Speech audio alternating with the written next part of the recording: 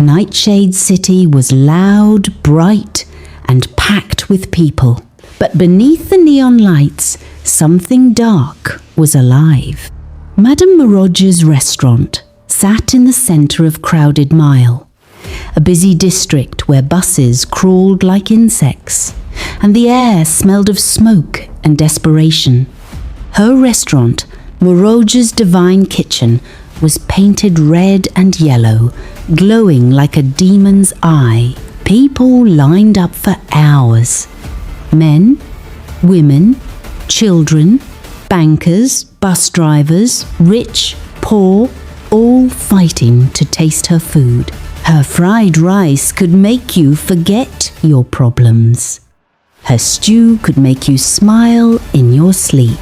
Her beans porridge made the saddest man laugh, but the customers never noticed. Their shadows left before they did. Kelly's sister, Mama Adaobi, ran a small restaurant across the street. Clean, fresh ingredients, honest cooking, but her place was now empty. Everyone went to Madame Maroj. One night, Mama Adaobi cried on the phone, "Kelly, I'm losing everything. Everyone who eats her food changes. They forget. They stare. They wonder. Something is wrong. Please come." Kelly packed her bag immediately. When she reached Nightshade City, she expected noise. But outside Moroge's restaurant, she felt something else. A heartbeat. The building was pulsing, alive. Kelly whispered, "This place is not normal." As she walked past the crowd, she noticed something chilling. The customers were smiling, but their eyes were empty, like cracked marbles. Children looked possessed. Men drooled. Women's heads tilted strangely as they chewed. Kelly felt cold. That evening, she walked through Crowded Mile Market, listening. Vendors whispered, "After my husband ate Morridge's food, he wakes up screaming at midnight. My daughter can't remember her own name. My neighbour hasn't blinked in 2 days." Kelly's blood ran cold. She returned to her sister. "Kelly, Mama Adaobi, something evil is happening there." "Mama Adaobi, I told you, but no one believes me." Kelly's mind sharpened. "I need to get inside that kitchen." The next morning, Kelly, dressed in a cheap wig, changed her voice and went to Maroj's Divine Kitchen. Kelly, soft voice. "Good morning, Ma. My name is Blessing. I just moved to Nightshade City. Please, I need work." Madame Maroj turned. Her smile was wide, too wide. Her eyes were black, like burnt charcoal. Her skin looked smooth, almost too smooth. Something ancient flickered behind her pupils. "Maroj, come tomorrow, 6 a.m. And child," she leaned in. Her breath was cold. "Obey my rules, or you will feed the city yourself." Kelly arrived at 6 a.m. exactly. And what she saw inside the kitchen made her bones stiffen. The pots were never washed. They were black, crusty, covered in layers of old food and rotten remains. Flies had built kingdoms. The pots smelled like death and forgotten graves. But Maroj touched them lovingly. "Flavor lives in filth," she said. "Clean pots kill the taste." Her workers obeyed silently. Their eyes looked hollow, almost dead.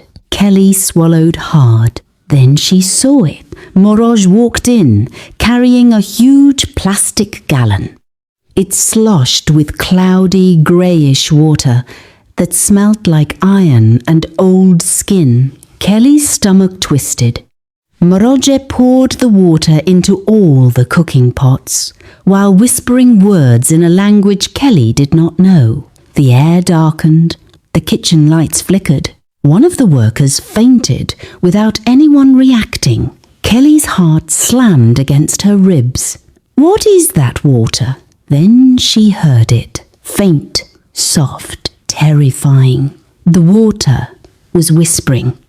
Kelly knew she had to find out where the water came from. That night, she followed Moroji home. But Madame Morouge didn't go home. She went behind the restaurant, into an alley no one dared enter. The alley felt alive. Wet, breathing, Morouge opened a rusty metal gate and pulled out a large wooden basin. Kelly covered her mouth. The basin was filled with naked, shaking, dirty people, their eyes wide, their mouths mumbling nonsense, their bodies thin, their skin bruised, mad people. Moroge bathed them, one by one, using the same water. The water turned black. Kelly gagged. Then Moroge lifted the basin and poured the bath water into the giant plastic gallon. Kelly froze. That was the water she used to cook. Human bath water. But not normal humans. Cursed ones. Kelly tried to run, but something cold grabbed her ankle. She looked down. One of the mad people stared at her. Do not save us. She owns our minds. Another whispered, next time, it will be you. Kelly ran so fast she almost fell. Kelly didn't sleep that night. She lay awake in Mama Adobe's cramped apartment, staring at the ceiling fan as it spun like a whispering wheel. Her heart would not slow down. Her ears would not stop hearing the voices of the mad people. Next time, it will be you. She owns our minds. At 3:11 a.m., then the shadow spoke without a mouth. Go back to the kitchen, Kelly. Your fate is inside the pots. And just like that, it vanished. Kelly collapsed to the floor, shaking. The next morning, the empty eyes. When Kelly reached Moroge's divine kitchen, every worker stared at her, but not like humans. Their eyes were fogged white, their necks twisted at wrong angles. Their smiles were too wide. They all whispered in perfect unison. Morning, Kelly! She almost fainted. Moroge appeared behind her, smiling. Moroge, you look like you saw a ghost, child. Kelly, something visited me last night. Moroge's pupils dilated into long slits. Moroge, good. That means the city accepts you. Kelly stepped back. Accepts me? For what? Moroge walked close, her breath cold. Moroge, to inherit what I have, to cook for the forgotten ones, to feed Nightshade City. Kelly felt the floor tilt, the locked storeroom. During lunch break, Kelly sneaked toward a locked wooden door in the back of the kitchen. For 2 weeks she had seen Moroge enter it, always carrying the gallon. Kelly pressed her ear to the door. She heard whispers, crying, scratching, rustling, and then something that sounded like a heartbeat. Kelly's hands shook as she picked the lock with a broken spoon handle. The door creaked open, and she saw something that should not exist. The room was lined with shelves, but instead of plates, pots, or spices, there were jars. Hundreds. Each jar had something floating inside. A woman's eyeball, a man's tongue, a child's tooth, fingers, ears, clumps of hair, pieces of skin. Kelly stumbled backward, covering her mouth. Then she saw the centre of the room. A giant black book sat on an altar. The cover was made of skin, human skin. The pages looked wet. The book whispered her name. Keel. Kelly tried to leave, but the door slammed shut behind her. The book opens itself. The book flipped open. Black smoke crawled out like hungry snake. Kelly backed into the wall. Words burned themselves onto the page. This is the cookbook of the lost. Every recipe requires a soul. The pages flipped again. Kelly saw a recipe. Beans porridge of obedience. Ingredients: bath water of the forgotten, 3 tears of a grieving mother, a spoon of madness, shadow salt. Another page: fried rice of memory loss, fingernail dust, whisper of a dying man, hair from an unburied corpse. Kelly vomited. Then the book whispered, "Cook with us, Kelly. You were born for this. Stoneback Ridge protects witches." Kelly froze. Stoneback Ridge, her home village. What did that mean? Before she could think, a hand landed on her shoulder. Morog. Her eyes glowed yellow like candle flames. Moroj, you opened the book. Kelly stammered. I didn't mean... Morogi smiled slowly. Too slowly. Moroje. Good. Your training begins tonight. Then the lights went out, and Kelly saw 3 tall, dark shapes standing behind Moroj, the 3 who watch. Their eyes glowed white. Their fingers dripped black ooze. Their heads scraped the ceiling, and they bowed to Kelly. The chosen cook has returned. Kelly fainted.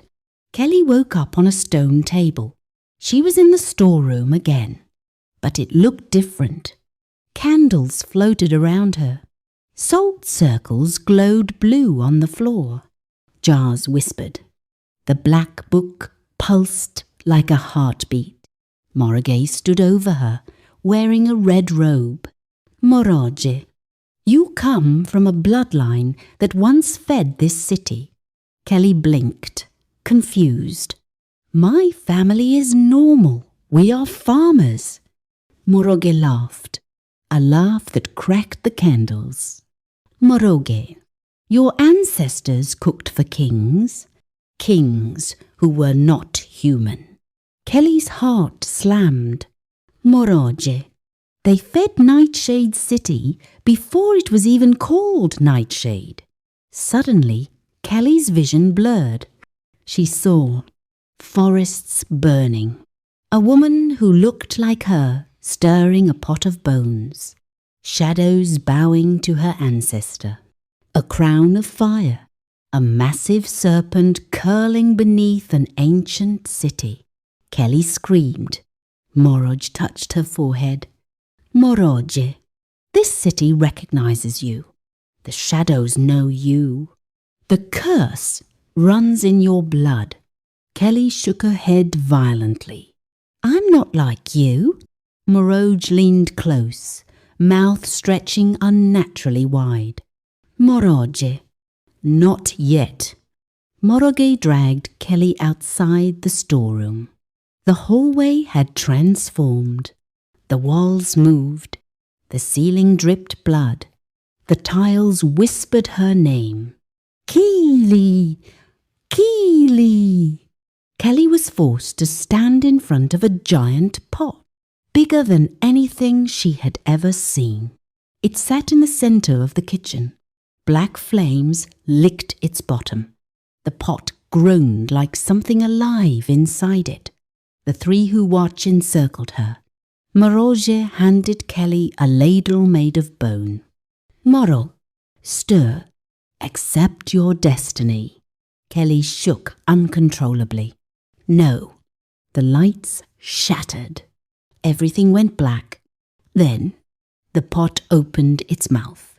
Rows of teeth, a tongue made of shadows. Breathing, it whispered, "Cook with us.